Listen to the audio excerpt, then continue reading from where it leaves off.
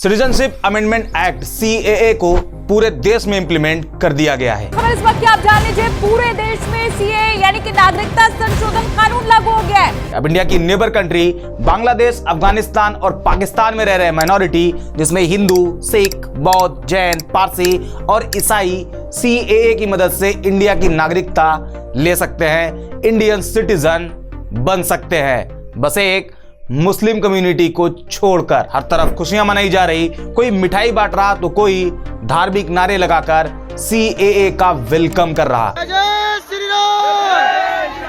पाकिस्तान से भारत आई सीमा हैदर भी इस पे जश्न मना रही, उन्हें इस फैसले से काफी खुशी हुई है। देश का प्रधानमंत्री कैसा हो? देश का प्रधानमंत्री कैसा हो? योगी मोदी जी की जय। योगी मोदी जी की खुशी में हम रसगुल्ले बांट रहे हैं क्योंकि जो मोदी जी ने जो कहा था वो करके दिखाया, तो इस चीज की में बहुत खुशी है। ये सीमा हैदर वाकई एक माइंडेड औरत है। उसे अच्छे से मालूम है कि इंडिया में कैसे रहा जा सकता है, कैसे गवर्नमेंट और मेजॉरिटी पब्लिक का सपोर्ट अपने ऊपर बनाए रखना है। हालांकि कुछ लोग सीएए के अपोज में भी हैं। कांग्रेस लीडर जयराम रमेश का कहना है कि सीएए को ऐन चुनाव से पहले सिर्फ पोलराइजेशन के लिए लाया गया है, ये एक हेडलाइन मैनेजमेंट है। 4 साल और 3 महीने लगे हैं ये रूल बनाने में, और 4 साल 3 महीने लगाए हैं ये रूल्स कल रात को घोषित किए गए हैं। ये तो बिल्कुल पोलराइज करने के लिए है ना, सामाजिक ध्रुवीकरण के लिए है।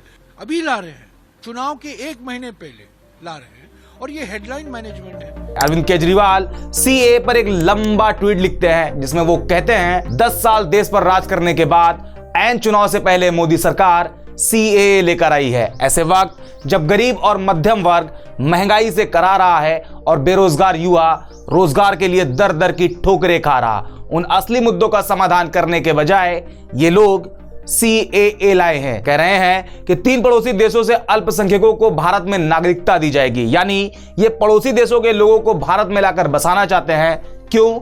अपना वोट बैंक बनाने के लिए। जब हमारे युवाओं के पास रोजगार नहीं है तो पड़ोसी देशों से आने वाले लोगों को रोजगार कौन देगा? उनके लिए घर कौन बनाएगा? क्या बीजेपी उनको रोजगार देगी? क्या बीजेपी उनके लिए घर बनाएगी? पूरा देश सीएए का विरोध करता है। पहले हमारे बच्चों को नौकरी दो, पहले हमारे लोगों को घर दो, फिर दूसरे देशों को लोगों को हमारे देश में लाना। पूरी दुनिया में हर देश दूसरे देश के गरीबों को अपने देश में आने से रोकते हैं क्योंकि इससे स्थानीय लोगों के रोजगार कम होते हैं। बीजेपी शायद दुनिया की अकेली पार्टी है जो पड़ोसी देशों के गरीबों को अपना वोट बैंक बनाने के लिए ये गंदी राजनीति कर रही, ये देश के खिलाफ है। अरविंद केजरीवाल सीएए को डायरेक्ट देश के लिए खतरा बता रहे हैं। लगभग यही चीज कुछ और लोगों का भी मानना है। जर्नलिस्ट प्रभाकर मिश्रा कहते हैं डोंट वरी, कुछ नहीं होगा, थोड़ा खर्चा बढ़ेगा, थोड़ा फ्री राशन पर, थोड़ा आयुष्मान भारत पर, थोड़ा सब्सिडी पर, थोड़ा बिजली, पानी, आवास पर, आपके टैक्स से सब हो जाएगा। इतना तो हम सब अफोर्ड कर ही सकते हैं। एक तरह से ये तंज मारते हैं और जाहिर सी बात है देश हित में तो इतना किया ही जा सकता है। नहीं चाहिए, 2 महीने का बिल मेरा 7,000 है, भर दूंगा आराम से, कोई दिक्कत नहीं, कोई दिक्कत नहीं है। मैं कह रहा हूँ 7,000 बिल आया, 2 महीने का मैं भर दूंगा। लेकिन मुझे अपना देश सुरक्षित चाहिए बस। एक और फेमस साउथ एक्टर थलपति विजय कहते हैं सीए जैसे किसी भी कानून को ऐसे माहौल में इंप्लीमेंट करना एक्सेप्टेबल नहीं जहां देश के सभी लोग सामाजिक सद्भाव, सोशल हार्मनी के साथ रहते हैं। क्योंकि इस सीए एक्ट में मुस्लिम को बाहर रखा गया है और विजय इसके अपोज में बोल रहे हैं तो जाहिर सी बात है ट्रोल तो इनको किया ही जाएगा। विजय की कुछ इफ्तार पार्टी वाली फोटोज, वीडियोस जिसमें वो टोपी लगाए हुए हैं उसे शेयर करके उन्हें मुसलमान साबित किया जाने लगा है। अब सवाल आता है कि आखिर ये सीए क्या है जो इसे लेकर इतना बवाल मचा हुआ है? इसकी पूरी कहानी क्या है? क्या मुसलमानों को इंडिया से बाहर निकाल दिया जाएगा? क्या वाकई इंडिया को इसकी जरूरत है? जानते हैं आज के वीडियो में। सीएए ये क्या है, ये कैसे इंट्रोड्यूस हुआ, इसे जानने से पहले हम बात करेंगे एनआरसी की। आसान भाषा में बताऊं तो national register of citizen NRC, जो कि सभी इंडियन सिटीजन का एक रजिस्टर है जिसकी मदद से भारत में रहने वाले लोगों को डॉक्यूमेंट के अकॉर्डिंग आइडेंटिफाई किया जा सके कि कौन वैलिड सिटीजन है यानी भारत का मूल निवासी है और कौन इलीगली भारत में रह रहा, इसकी पहचान करके अवैध प्रवासियों को वापस वहीं डिपोर्ट किया जा सके जहां से वो आए हैं, फिर वो किसी भी रिलीजन से बिलोंग करते हो, वो हिंदू हो, मुस्लिम हो, सिख हो, ईसाई हो या फिर किसी और रिलीजन से। भारत के लिए उनका स्टेटस अवैध प्रवासी से ज्यादा और कुछ नहीं। एनआरसी का यही सिंपल सा मतलब होता है, लेकिन अब तक एनआरसी को सिर्फ असम में इंप्लीमेंट किया गया है, बाकी कहीं नहीं। असम में एनआरसी के लिए 3.29 करोड़ लोगों ने रजिस्ट्रेशन किया, जिसकी आखिरी लिस्ट में 3.11 करोड़ लोगों को एनआरसी में जगह मिली, जबकि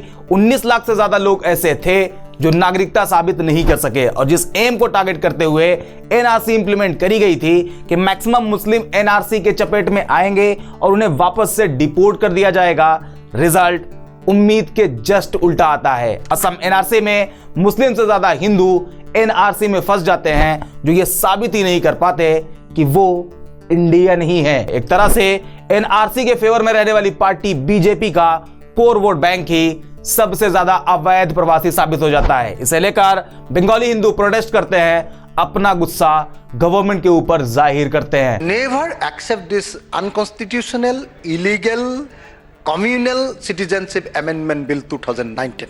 इसके अलावा असम एनआरसी में कुछ नाम ऐसे भी थे जो आर्मी में सर्व कर रहे थे। कोई विधायक था तो कोई विधायक की बेटी, जैसे पूर्व विधायक अताउर रहमान का नाम एनआरसी की आखिरी लिस्ट में नहीं था। साथ ही उनके बेटे नजीर अहमद और बेटी मरियम का नाम भी एनआरसी लिस्ट से बाहर था। आर्मी रिटायर्ड हवलदार बिमल चौधरी भी एनआरसी लिस्ट से बाहर रहे, जबकि बिमल चौधरी 1981 से लेकर 1999 तक आर्मी में रहे। रिटायर होने के बाद असम पुलिस में शामिल हो गए, बावजूद इसके विमल एनआरसी लिस्ट से बाहर रहे। इसी तरह पोस्टल डिपार्टमेंट से रिटायर एम्प्लॉय जमाल हुसैन का नाम भी इस लिस्ट में नहीं था, जबकि उनकी वाइफ और उनके भाई का नाम लिस्ट में शामिल था। गुवाहाटी के बिजनेसमैन स्वपन दास की पूरी फैमिली एनआरसी लिस्ट में थी, लेकिन उनकी मां का नाम लिस्ट से गायब था। इसके अलावा AIUDF के विधायक अनंत कुमार बालो भी एनआरसी लिस्ट से गायब रहे, जबकि उनकी पूरी फैमिली लिस्ट में मौजूद होती है। इस तरह एक नहीं बल्कि बहुत से केस सामने आए जिसमें एक ही फैमिली के लोगों के नाम लिस्ट में होते हैं, लेकिन उसी फैमिली का एक या दो मेंबर लिस्ट से बाहर होता है, जिस पर कई तरह से सवाल खड़े किए जा रहे थे। इस लिस्ट में जिसका नाम नहीं था और वो पैसे वाले थे, वो कानूनी लड़ाई की बात करते थे, लेकिन जिसके पास पैसे नहीं थे उनके पास आंसू बहाने के अलावा दूसरा रास्ता नहीं होता। और इन्हीं सारी चीजों के बाद आता है CAA। 9 दिसंबर 2019 होम मिनिस्टर अमित शाह लोकसभा में सिटीजनशिप अमेंडमेंट बिल CAB पेश करते हैं। महोदय, मैं प्रस्ताव करता हूं कि नागरिकता अधिनियम 1955 का और संशोधन करने वाले विधेयक को पुनर्स्थापित करने की अनुमति दी जाए। 11 दिसंबर 2019 को राज्यसभा में CAB के फेवर में 125 वोट आते हैं और इसके अपोज में 99, और बीजेपी CAB को पार्लियामेंट में पास करा लेती है। और अगले ही दिन 12 दिसंबर 2019 को प्रेसिडेंट ऑफ इंडिया की तरफ से CAB को अप्रूवल भी मिल जाता है। और इस तरह CAB citizenship amendment bill CAA citizenship amendment act बन जाता है, जिसमें यह कानून बनता है भारत की 3 नेबर कंट्री पाकिस्तान, बांग्लादेश और अफगानिस्तान, जो कि एक मुस्लिम मेजॉरिटी कंट्री है, वहां पर धार्मिक उत्पीड़न झेल रहे नॉन मुस्लिम, जिसमें हिंदू, सिख, बौद्ध, जैन, पारसी और ईसाई को भारतीय नागरिकता दी जाएगी, सिवाय मुस्लिम को छोड़कर। और इसके लिए कट ऑफ डेट रखी गई 31 दिसंबर 2014, यानी जो नॉन मुस्लिम इस कट ऑफ डेट से पहले भारत आकर रह रहे हैं उन्हें CAA के तहत भारत की नागरिकता दे दी जाएगी। इस पूरे कानून में नागरिकता दी जाएगी, ना कि किसी की नागरिकता छीनी जाएगी। इस कानून में पाकिस्तान, बांग्लादेश, अफगानिस्तान से नॉन मुस्लिम लोगों को भारतीय बनाया जाएगा, ना कि किसी को पाकिस्तान, बांग्लादेश या फिर अफगानिस्तान भेजा जाएगा। नागरिकता देने के लिए कानून है CAA और देश से बाहर निकालने के लिए है NRC।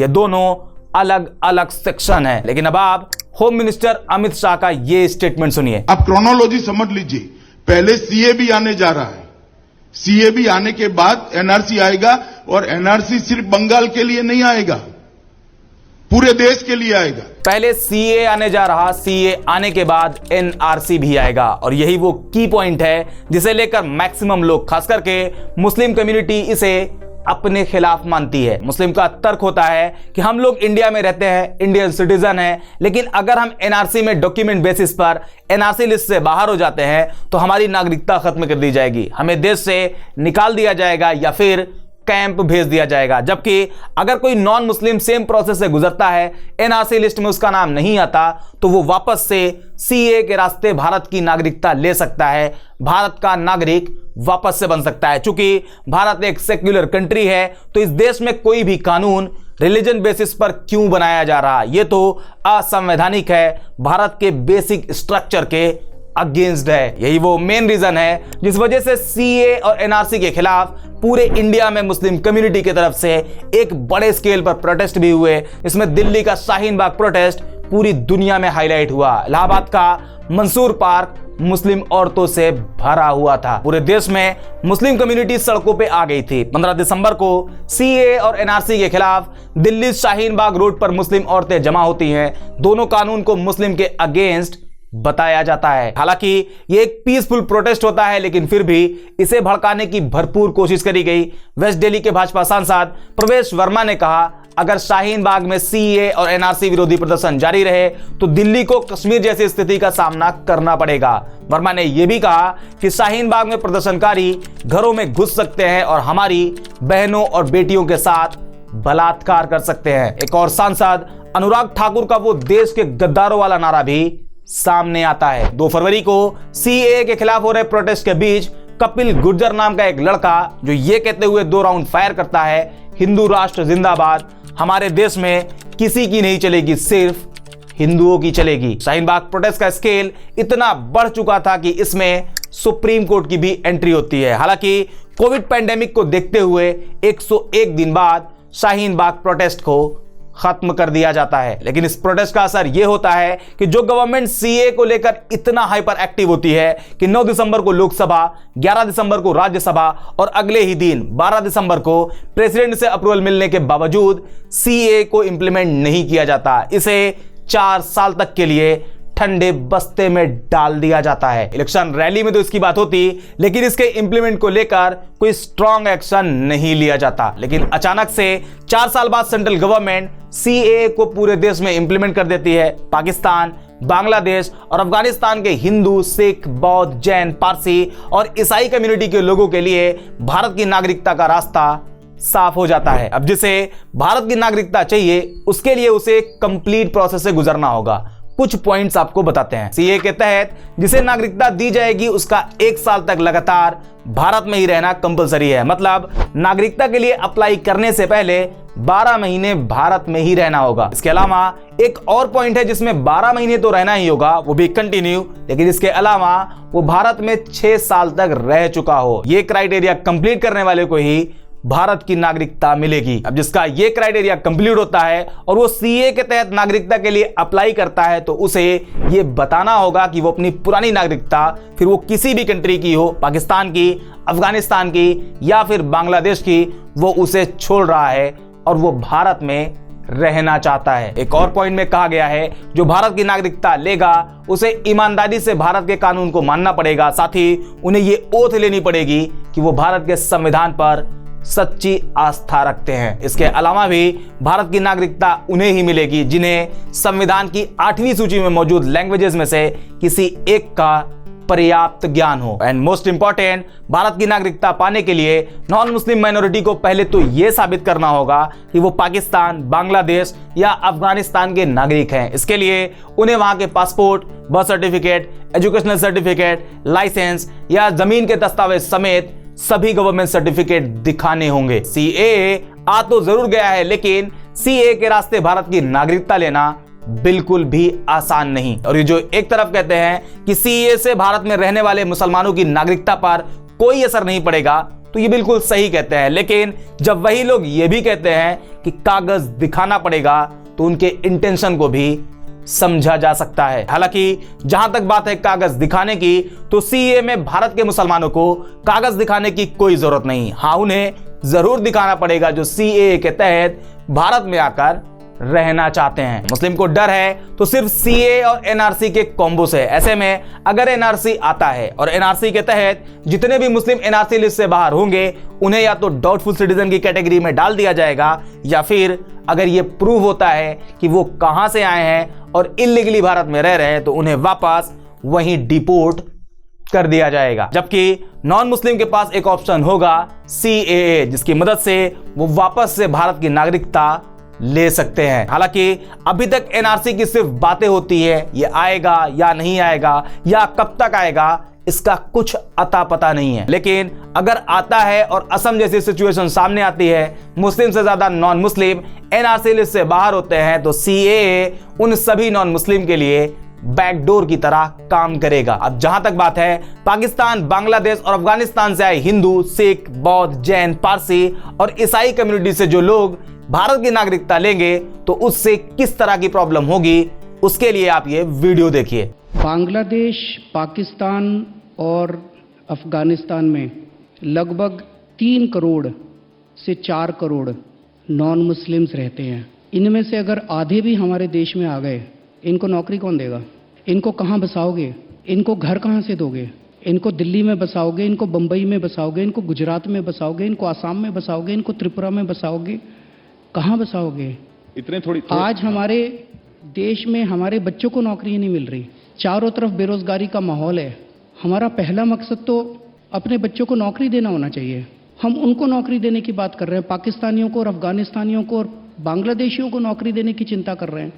अपने बच्चों को तो नौकरी दे लें पहले। हालांकि केजरीवाल कहां तक सही है ये तभी मालूम चल पाएगा जब सीए के तहत भारत में नागरिकता लेने वालों के नंबर बढ़ेंगे और फिर इंडियन गवर्नमेंट उनके सर्वाइवल को कैसे मैनेज करती है, ये देखने लायक होगा। उम्मीद करते हैं ये वीडियो आपको पसंद आई होगी। सीए क्या है और क्यों लाया गया ये आप समझ गए होंगे। आज के वीडियो में इतना ही, मिलते हैं नेक्स्ट वीडियो में एक और इंटरेस्टिंग टॉपिक के साथ।